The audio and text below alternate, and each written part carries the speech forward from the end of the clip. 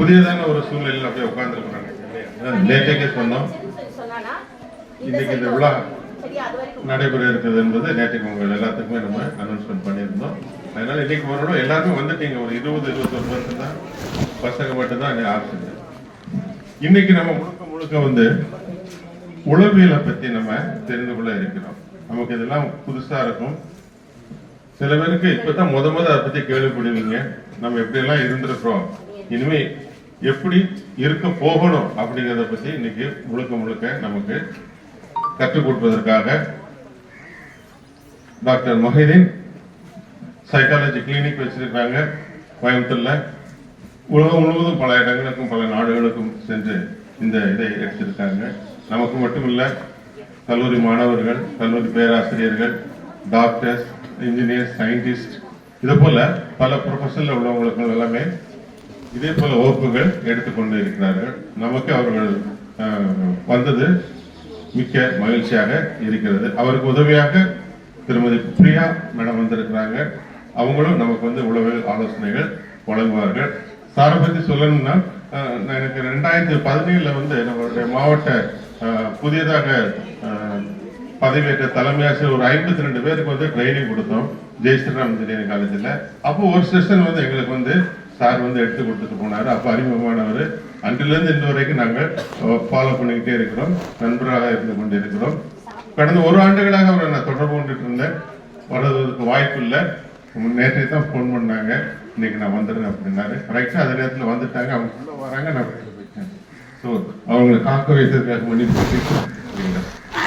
இந்த செஷன்ல வந்து இனி நான் டாக்டர் மொஹிதீன் அவர்களிடம் ஒப்படைக்கிறேன். Thank you sir. Okay sir.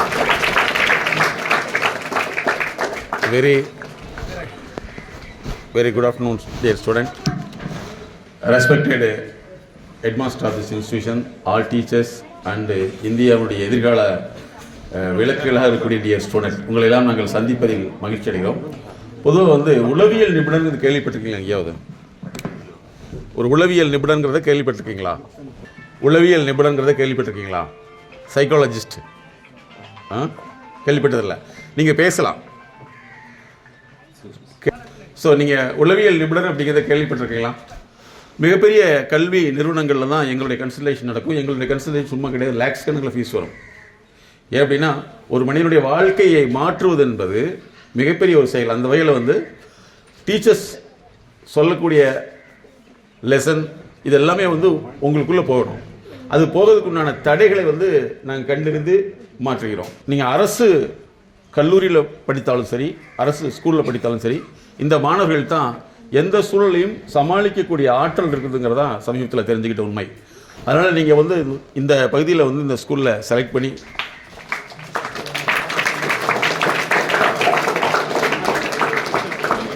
Very good. யார் ஃபர்ஸ்ட் கைதட்ட ஆரம்பிச்சது?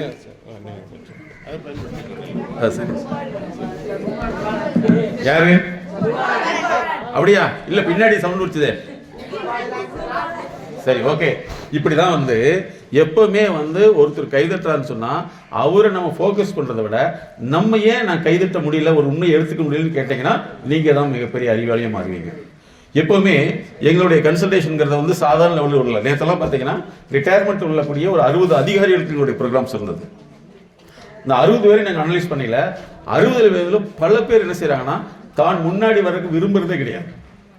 தான் முன்னாடி வரக்கு என்ன செய்யறது விரும்புறதே கிடையாது. அதனால அரசு பள்ளிக்கூடிய மாணவர்கள் வந்து எதிர்காலத்தில் மிக சிறந்த மாணவர்களாக மாற முடியும். அதே சமயத்தில் வந்து நீ எந்த காலேஜில் படித்தாலும் சரி, எம்பிபிஎஸ் சொல்லக்கூடிய மருத்துவம் வந்து அரசு கல்லூரியில் படிக்கிறதா மிகப்பெரிய சிறப்பு.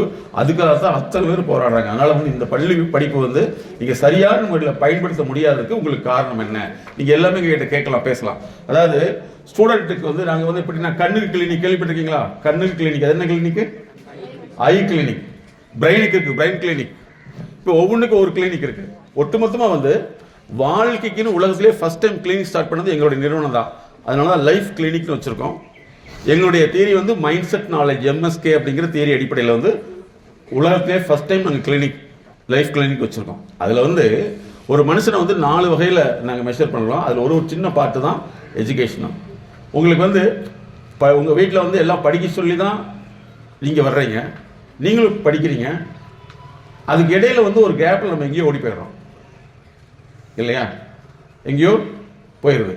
ஸோ அப்போ படிப்பில் என்னென்ன பிரச்சனை இருக்குதுங்கிறத நாங்கள் உங்களுக்கு மட்டுமல்ல, கார்ப்பரேட் மேனேஜ்மெண்ட் அக்கௌண்ட் சொல்லக்கூடிய சிஏவுக்கு இடையான வெளிநாடுகளில் இருக்கக்கூடிய கல்லூரிகளுக்கு அந்த கோர்ஸ் வரைக்கும் நாங்கள் அதில் உள்ள ஸ்பெஷலிஸ்ட்டுக்கு லேர்னிங் கன்சல்டேஷன் கொடுக்குறோம். உங்களால் படிக்க முடியல, எத்தனை பேருக்கு படிக்கிறது கஷ்டமாக இருக்குது, போய் தூக்குங்க, ஓப்பனாக தூக்கலாம். படிக்கிறது கஷ்டமாக இருக்குது, பரவாயில்ல தம்பி, நீங்கள் வந்து இங்கே வேறு எப்பவுமே நல்லா புரிஞ்சுங்க. நீங்கள் அடுத்தவங்களை சொல்கிற வரைக்கும் அடுத்தவங்க சம்டைம் முன்னேறிடுவாங்க, நீங்கள் முன்னேற மாட்டீங்க. அதனால் உங்களை தான் நீங்கள் கேட்கணும். சரி, கையை கீழே ஓடுங்க. பல பேருக்கு வந்து இப்போ அங்கே கவனிக்காதீங்க, பல பேருக்கு வந்து என்னென்னா படிக்கிறதுக்கு பிடிக்காது. ஒரு சிலருக்கு வந்து படிக்கிற மாதிரி நடிப்பாங்க. இதெல்லாமே வந்து உங்களுடைய எண்ணம் சார்ந்த பிரச்சனைகள். அப்போ நீங்கள் என்ன செய்யணும்னு சொன்னால், ஃபஸ்ட்டு வந்து நீங்கள் ஒன்று தெரிஞ்சுக்கணும். இந்த மீடியா அப்படிங்கிறது வந்து, மீடியான்னு சொல்லக்கூடியது வந்து சமூக ஊடகங்கள் எதுலாமே வந்து 2030க்குள்ள என்ன செய்யணும்னா, எல்லாமே வந்து யாருமே கேட்கக்கூடிய திறன் இல்லாத அளவுக்கு வந்து இவங்க மாறிடுவாங்க. அது காரணம் மீடியா கிடையாது, மீடியாவை யூஸ் பண்ணுற நீங்கள் தான். அதனால் நீங்கள் என்ன செய்யணும்னா, படிக்கணும்னு ஆசைப்பட்டீங்கன்னா ஃபஸ்ட்டு வந்து உங்கள் குடும்பத்தில் படிக்க வேண்டிய அவசியம் இருக்குதா சொல்லுங்கள். உங்கள் ஃபேமிலியில் வந்து இல்லை சார் எனக்கு படிக்க வேண்டிய அவசியம் இல்லை அப்படின்னு தான் இருக்கீங்களா, படிக்கணும்னு அவசியம் இருக்கா? டிமாண்ட் ஃபஸ்ட்டு, உங்களுடைய டிமாண்ட் என்ன? நீங்கள் படிக்கணும்னு உங்கள் ஃபேமிலிக்கு அவசியம் இருக்குதா? ஃபேமிலிக்கு படிக்க வேண்டிய அவசியமே இல்லையா? இருக்குதா இல்லையா? சரி, படிக்கலைன்னா என்ன ஆகும்? பாரு தம்பி, நல்லா தெரிஞ்சுங்க, சினிமாவில் பாட்டு எழுதுங்கிறது 12 வரி தான். 12 வரிக்கு ஒரு வரிக்கு 3 அல்லது 4 வார்த்தைகள் தான். 12 × 4 எத்தனை வார்த்தையாது? 12 × 4 எத்தனை? 48. அந்த 48 வார்த்தைகளுக்கு தான் 20 லட்ச ரூபா ஃபீஸ் வாங்குறாங்க பாடகர்கள். 20 லட்சம் பாட்டை எழுதி கொடுக்குறதுக்கு, அதை கம்போஸ் பண்ணுறதுக்கு க்ரோர் கணக்கில் வாங்குறாங்க. வார்த்தைகளை வந்து எப்படி உள்ளே போகிறதுங்கிறதான் எங்களுடைய தியரியை. நான் உங்ககிட்ட கேட்குறேன், உங்கள் குடும்பத்துக்கு வந்து நீங்கள் படிக்கலைன்னா என்ன ஆகும் அப்படின்னு முதல்ல முடிவு பண்ணுங்கள். உங்கள் குடும்பத்தில் வந்து படிக்காதவங்க எத்தனை பேர் இருக்காங்க? அல்லது நீங்கள் படிக்கலைன்னா உங்களுடைய ஃப்யூச்சர் என்னவாகும் சொல்லுங்கள். ஃபஸ்ட்டு உங்களோட டிமாண்ட் என்ன? நீ ஏன் படிக்கணும்?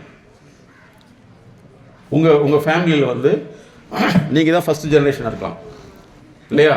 இப்போ நாங்கள் பார்க்குறதுல பார்த்தீங்கன்னா 5வது 6வது ஜெனரேஷன், அவங்க தாத்தா வந்து படிச்சுட்டு இருப்பாங்க. அப்போ நீங்கள் வரையில் வந்து உங்கள் குடும்பத்துக்கு படிக்கணும்னு அவசியம் இருக்குதா இல்லையா சொல்லுங்கள். ஆல் ஸ்டூடெண்ட் படிக்கணுங்கிற அவசியம் இருக்குதா இல்லையா? இருக்குது இல்லையா? அப்போ படிப்புக்கு வந்து எது உங்களை டிஸ்டர்ப் பண்ணுது, எது உங்களை வந்து படிப்பு வந்து வெளியில் தள்ளுது சொல்லுங்க. மொபைல், சரியா? ஓகே, சரி. ஒருத்தர் டிவி, ஒருத்தர் மொபைல், அப்புறம் என்ன தள்ளுது? விளையாட்டு. ஓகே, அடுத்து என்னது? என்ன சொல்லலாம்? இல்லை நீங்களே பேசலாம் பாருங்க. அதாவது கல்பாக்கம் கேள்விப்பட்டிருக்கீங்களா? அனல் மில் நிலையம். அங்கே உள்ள ஸ்கூலுக்கு எங்களை கூப்பிட்டுருந்தாங்க. எல்லாமே சயின்டிஸ்டுடைய சன்ஸ் டாக்டர்.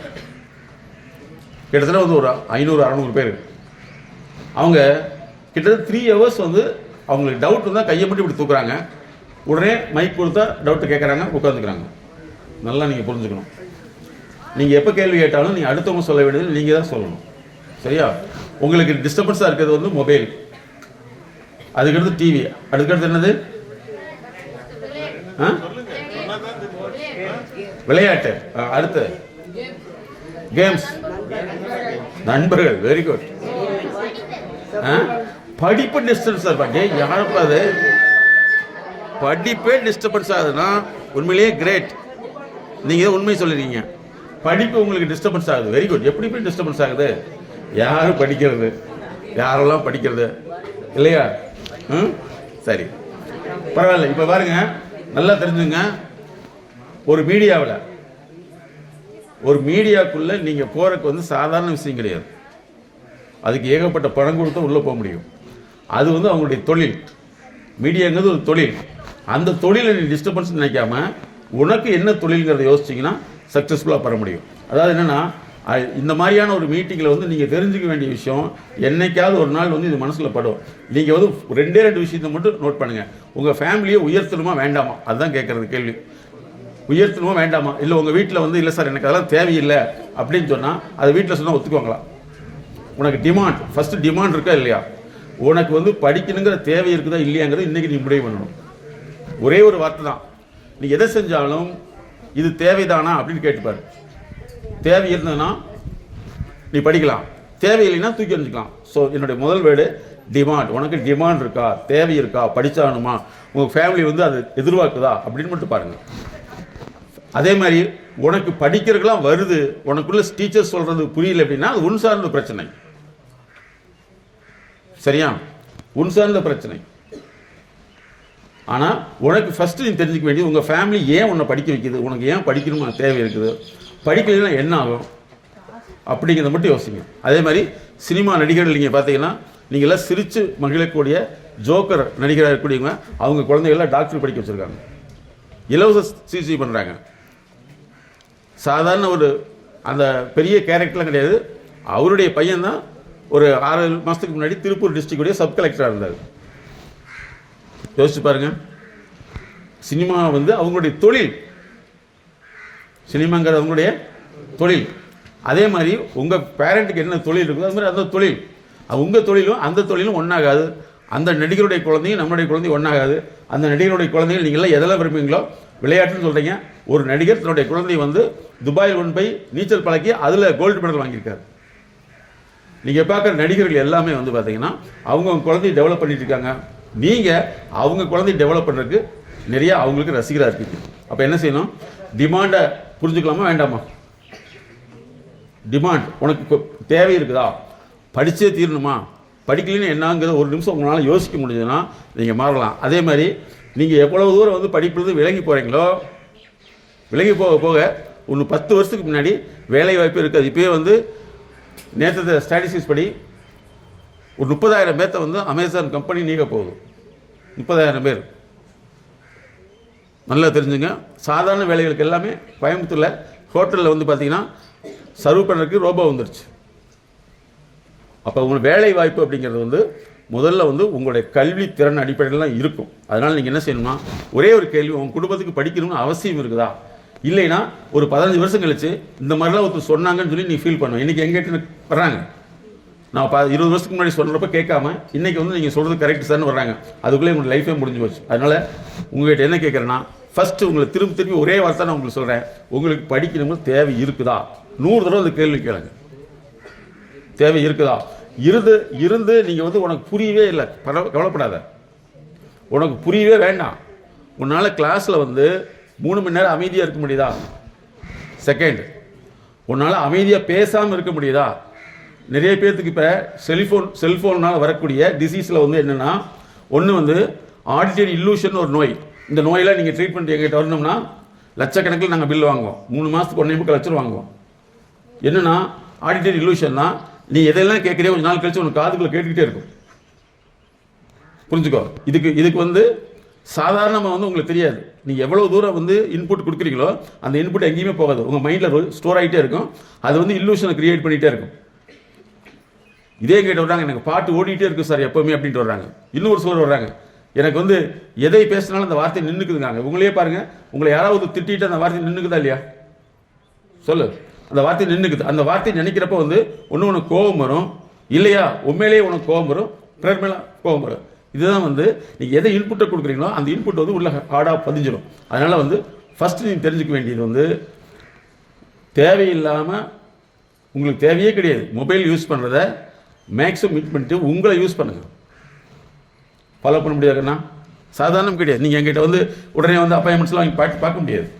நாங்கள் இவ்வளோ தூரம் கோயம்புத்தூர்லேருந்து கார் எடுத்து வரணும்னா ஒரே விஷயம், சார் கிட்டத்தட்ட ஒரு 1 இயராக சொல்லிக்கிட்டே இருக்கார். அவருடைய அன்பு தான். எதுக்கு நாங்கள் ஒரு 2,000-3,000 செலவு நீங்கள் வந்திருக்கோம்? எங்களுக்கு வேலை இல்லையா? நான் சாதாரண ஒரு ப்ரோக்ராம் பண்ணோம்னா லேக்ஸ் கணக்கில் பில் போடுவோம். அப்போ எதுக்கு வரோம்? ஒரு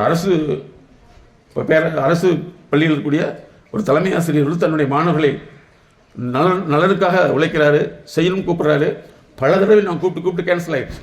நேற்று வேறு வழியே இல்லை, நான் என்னுடைய மேடத்துக்கு சொல்லிட்டு நாங்கள் இன்னும் போயிடலான்னு சொல்லி உடனே முடிவு பண்ணிட்டோம். அப்போ உங்கள் மேலே வந்து அக்கறை சாரு, அந்த அக்கறை எடுக்க, அந்த அக்கறையினுடைய விளைவு தான் 3000-4000 ரூபாய் செலவிட்டு இங்கே வந்திருக்கோம். ஒரு நாள் எங்களை பார்க்கறதுக்கு நீங்கள் இங்கே வர முடியுமா சொல்லுங்கள். அதனால் நல்லா புரிஞ்சுங்க.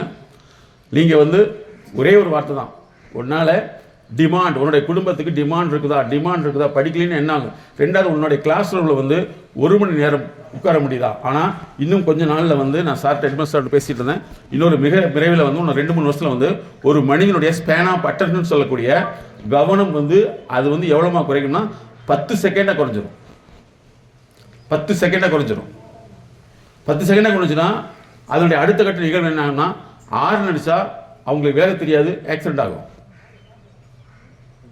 செகண்டரியா உங்களுக்கு வந்து அந்த கவனம் இல்லாதனால ஒருத்தர் பேசக்கூடிய வார்த்தையை நீங்கள் கேட்டுக்கிட்டு அந்த வார்த்தைக்கு நீங்கள் ஏற்கனவே தப்பான அர்த்தம் வச்சுருந்தீங்கன்னா அதை வச்சு சண்டை வரும்.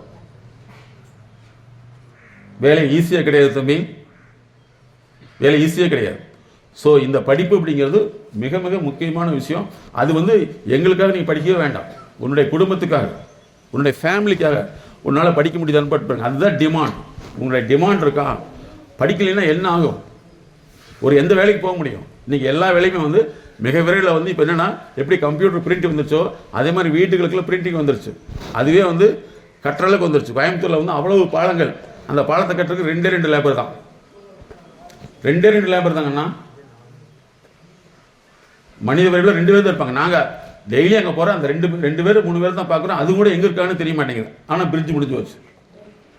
அப்போ வந்து வேலை வாய்ப்பு வந்து நல்லா புரிஞ்சுங்க. உடல் சார்ந்த வேலை வாய்ப்பு வேணும். நான் அதாவது உடம்பை வச்சு வேலை செய்யணும்னா நீ சாதாரணமாக இருந்துக்கலாம். இல்லை சார் அறிவு வச்சு வேலை செய்யணும்னா நீ இருந்து அறிவை பயன்படுத்தக்கூடியவர்களாக மாறணும்.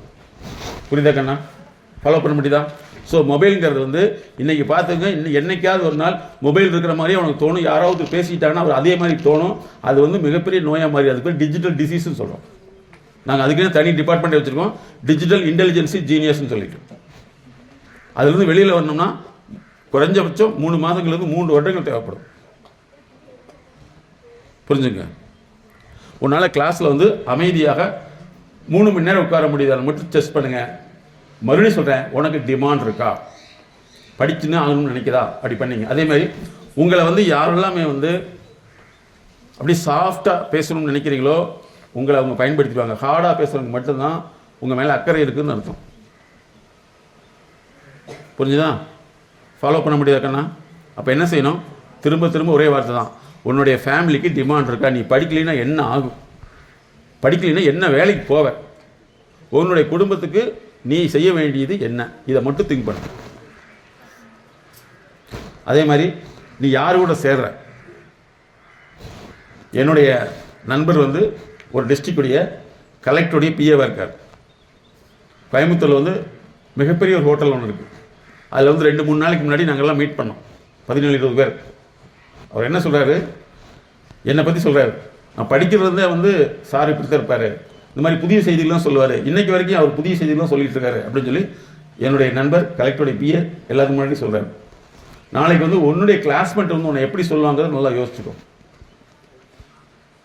2017 எத்தனையோ தலைமை ஆசிரியர்கள் பார்த்துருக்கலாம், ஆனால் சார் மட்டும் ஞாபகத்தில் வச்சுருக்காரு. நாங்கள் வந்து உண்மையிலே கிரேட்.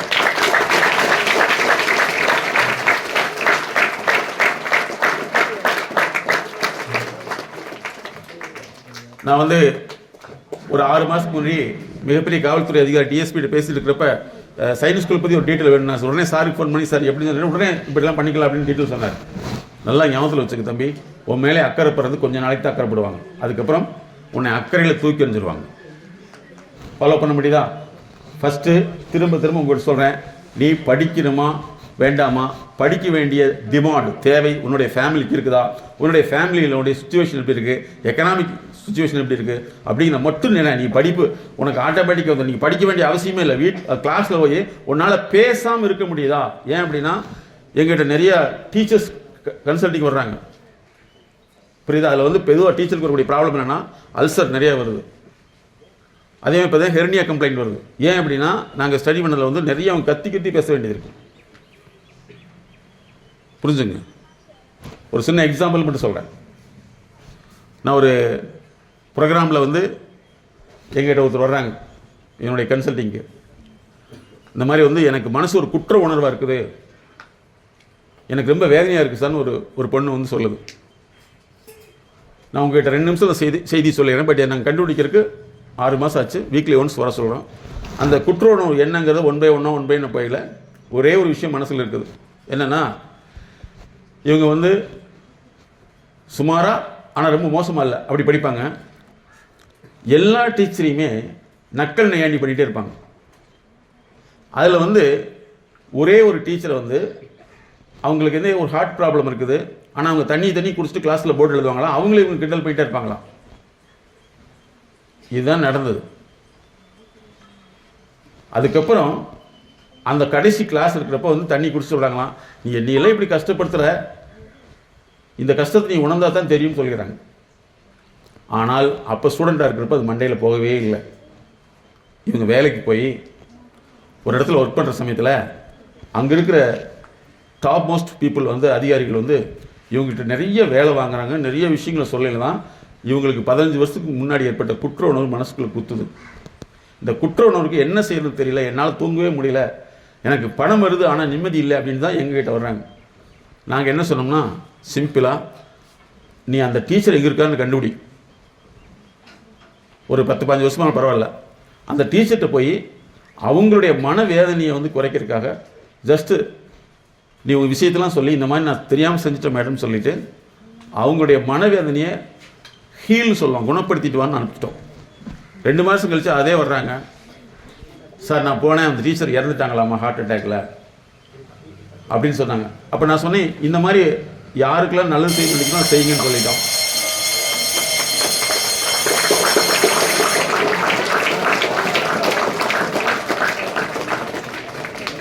பெல் அடிச்சு கை தட்டிங்களா, நான் சொன்னது கை தட்டிங்களா?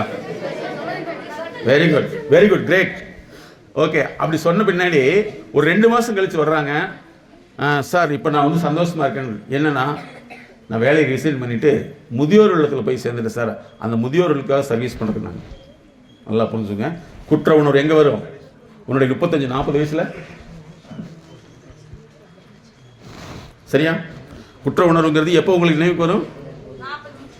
35-40 வயசுல நினைவு வரும். அதே மாதிரி நேற்று ஒருத்தர் நாங்கள் மீட் பண்ணோம்.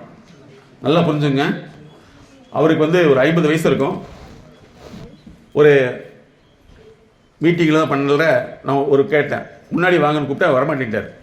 நான் சொன்னேன் ஒரே வார்த்தை தான், உங்கள் குழந்தைக்கு முன்னாடி வரலைன்னா நீ வந்து கேட்கக்கூடாது, ஏன்னா உனக்கே அந்த டிஎன்ஏ ஒர்க் பண்ணினோன்னா உடனே அவர் உடையன்ட்டார். என் குழந்தை முன்னாடி வரும்னு நினைக்கிறேன் சார் சொல்லிட்டு வந்தார். நல்லா நீங்கள் புரிஞ்சுக்க தம்பி, திரும்ப ஒன்று சொல்கிறேன், நீ செய்யறது எல்லாமே என்டர்டைன்மெண்ட்டாக பண்ணிருக்கும். ஆனால் உனக்கு வந்து எப்போ பாதிப்பாக இருக்கும்? உனக்கு 35 வயசில் பாதிப்பாக இருக்கும். அப்போ எங்களெல்லாம் வந்து பார்க்குறப்ப வந்து பார்த்தீங்கன்னா காஸ்ட்லி. மனசை வந்து குணப்படுத்துறதுக்கு மருந்து கிடையாது, மனோதத்துவம் தான் இருக்குது. ஒரு சின்ன எக்ஸாம்பிள் சொல்கிறேன். ஒருத்தர் வந்து மிகப்பெரிய பிஸ்னஸ் மேன். அவர் வந்து ஃபேக்ட்ரியில் ஒர்க் பண்ணல, கொல்கத்தாவில் ஒரு சின்ன ப்ராப்ளம் ஆயிடுது. அந்த ப்ராப்ளத்தில் வந்து அந்த சம்மந்தப்பட்ட தனக்கு கீழே ஒர்க் பண்ணுறவங்கள திட்டி ஏதோ ஒன்று பேசிடுறாரு. அவர் ஏதோ நினைவில்லாமல் போய் மிஷினில் கை வச்சுறாரு. மிஷினில் கை வச்சோன்னா கையில் பிளட்டு ஃபார்ம் ஆயிடுச்சு. இது எப்போ நடந்தது? அவருடைய 27 வயசில் நடக்குது. அது அவர் கண்டுக்கவே இல்லை. அதுக்கப்புறம் அவருக்கு அவருடைய மனநிலை என்ன ஆயிடுச்சுன்னா, 30 வயசு ஆகிறப்ப தான் பிரச்சனை அதிகமாகி 40 வருஷம் மருந்து எடுத்துகிட்டு இருக்கார். ஏன்னா அந்த குற்ற உணர்வு மறக்க முடியும்னு சொல்லிட்டு. அதுக்கப்புறம் மிகப்பெரிய ஒரு டாப் பிஸ்னஸ் மேன் வந்து எங்கள் அட்ரஸ் கொடுத்தோம். அப்புறம் அவங்கள வர சொல்லி 3 வருஷம் அவங்களுக்கு ட்ரீட்மெண்ட் கொடுத்தோம். அவருக்கு வந்து வயசு 70, 30 ஏற்பட்ட பிரச்சனை 40 வருஷமாக அவர் கஷ்டப்படுறாரு. 3 வருஷத்துக்கு பின்னாடி தான் நார்மல் ஆனார். என்ன ஒரு சின்ன வார்த்தை, சரியா? அதனால் வந்து உங்கள் டீச்சர்ஸ்ட்டு வந்து அவங்க வந்து சொல்கிறது உங்களால் புரியலைங்கிறது உன் சார்ந்த பிரச்சனை. அதை நீ தான் ரெடி பண்ணணும். உனக்கு கண்ணு தெரியலன்னா நீ தான் கண்டாக்டிட்ட போகணும். வீதியில் உள்ளவங்களாம் வீதியில் போகிறவங்களாம் தெரிய மாட்டேன்னு சொல்ல முடியாது, ஃபாலோ பண்ண முடியுதான்? அதனால் ஃபஸ்ட்டு சொல்கிறது டிமாண்ட். உனக்கு தேவை இருக்குதா? இந்த தேவை அடிப்படையில் மட்டும்தான் நீ உழைக்க முடியும். தேவை உனக்கு இல்லை, எனக்கு வீட்டில் படிக்க வேண்டிய அவசியமே இல்லை அப்படின்னா நிச்சயமாக வந்து 30 வயசுக்கு பின்னாடி உன்னுடைய சூழல் எப்படி இருக்குன்னு மாறும்னு சொல்ல முடியாது. வேலை வாய்ப்பு இன்னைக்கு அதிகமாக மாறிடுச்சு. அப்போ அதனால் வந்து உன்னுடைய ஒரே மனசம் உனக்கு உன்னுடைய குடும்ப சூழ்நிலைக்கு படிக்கணுமா வேண்டாம் மட்டும் முடிவு. என்ன செய்யணும்? படிக்கணுமா வேண்டாமா? படிக்கணும். அது படிக்கிறதுக்கு ஒன்றுமே செய்ய வேண்டாம், உனக்கு படிப்பே வர வேண்டாம். கிளாஸில் போய் உட்காந்துரு, கிளாஸில் போய் உட்காந்துரு. நீ ஒன்றுமே செய்ய வேண்டாம், பேசவே வேண்டாம். ஆனால் ஒரு டயத்தில் வந்து நிச்சயமாக வந்துடுவேன். ஃபாலோ பண்ண முடியுதுக்குண்ணா? உலக வரலாறுல நீ தெரிஞ்சுக்க வேண்டிய ஒரு விஷயம் ஒன்றே ஒன்று தான். உன்னால் எது உனக்கு வீக்னஸாக இருக்குதோ, யார் கைதட்டுறது?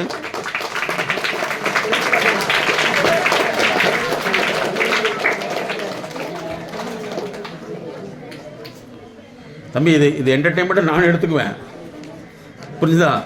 ஆனால் நீ அங்கே வந்து வெயிட் பண்ணல, உனக்கு தெரியும். ஸோ இனிமேல் என்ன செய்யணும், உன்னுடைய ஃபேமிலியில் டிமாண்ட் இருக்கான்னு மட்டும் பாருங்கள். யாரோ ஒருத்தர் செய்யறதை கேட்டு செஞ்சுட்டு இருந்தீங்கன்னா உங்களுடைய 35 வயசில் வந்து நீங்கள் கஷ்டப்படுறப்ப யாரும் ஹெல்ப் பண்ண மாட்டாங்க. உங்கள் டீச்சர்ஸை கேளு, அவங்க இதே மாதிரி உங்கள் 10th வரைக்கும் படிக்கிறப்ப எத்தனை பேர் இருந்தாங்க, எத்தனை பேர் நீங்கள் ஃப்ரெண்ட்ஷிப்பாக இருக்காங்க மட்டும் பாருங்கள். இப்போ நான் படிக்கிறப்ப 10th எங்க கூட படிச்சிருப்பாங்க, யாரும் இல்லை. ஃபாலோ பண்ண முடியுதா? ஸோ டிமாண்ட், தேவை உனக்கு இருக்கிறதா? தேவை இருந்ததுன்னா ஃபஸ்ட்டு முதல் கட்டமாக நீ கிளாஸில் போய் உட்காந்துக்கோ. ரெண்டாவது, உனக்கு நட்பு வட்டம், உன் ஃப்ரெண்ட்ஸ் எப்படி இருக்காங்களோ அதே மாதிரி தான் நீ இருப்ப. நல்ல ஃப்ரெண்டை நீங்கள் தேடவே முடியாது. இப்போ நல்லா தெரிஞ்சுங்க, இந்த ஊருடைய டிஸ்ட்ரிக்ட் எது? திருப்பூர் டிஸ்ட்ரிக்டில் நீ அங்கே போய் இந்த மாதிரி ஒரு நட்பு வட்டத்தை பிடிக்க முடியாது. நம்ம இந்த ஊருக்குள்ளே மட்டும்தான் நம்மளை வந்து காமிச்சிக்க முடியும், வெளியில் காமிக்க முடியாது. அப்போ என்னென்னா, உங்களை ஒரு டிஸ்ட்ரிக்ட் லெவலில் கொண்டு போகணும்னா உங்களுக்கு ஒரே ஒரு விஷயம் தான், கல்வி தகுதி தான். ஃபாலோ பண்ண முடியுதா? என்ன செஞ்சுக்குவீங்க? ஃபஸ்ட்டு டிமாண்ட், உனக்கு படிக்கணும்னு அவசியம் இருக்குதா? அதுக்கடுத்து அவசியம் இருக்குன்னு நினச்சிட்டிங்கன்னா முதல்ல கிளாஸில் போய் அமைதியாக மட்டும் உட்கார ட்ரை பண்ணுங்கள். நீ எதுவுமே செய்ய வேண்டாம். கொஞ்ச நாளில் வந்து உனக்கு படிப்பு புரிய ஆரம்பிக்கும். நீ பேசிகிட்டே இருந்தீன்னு வச்சுக்குவே, நல்லா தெரிஞ்சுங்க, ப்ளே பண்ணிகிட்டு இருக்கிற பென்ட்ரைவில் வேறு எந்த சாஃப்ட்வேரையும் போட்டால் கிளியராக இருக்காது. உன் மைண்டு வந்து ப்ளே ஆகிட்டே இருக்குது, பேசிக்கிட்டே இருக்க. அப்போ வந்து உனக்குள்ளே எந்த சப்ஜெக்டும் உள்ள நுழையாது. ஸோ இன்னிலிருந்து உங்களை நீங்கள் மாற்றிக்கிறதுக்கு என்ன செய்யணும்? ஃபஸ்ட்டு டிமாண்ட், இதை மட்டும் யோசி. உனக்கு டிமாண்ட் இருந்தால் மட்டும் யோசி. ஃபேமிலியில் டிமாண்ட் இருக்கா? இந்த டிமாண்ட் அடிப்படையில் தான் நான் செய்வேன் மட்டும் திங்க் பண்ணுங்கள். நீங்களும் அடுத்த லெவலுக்கு வர முடியும். சரியா?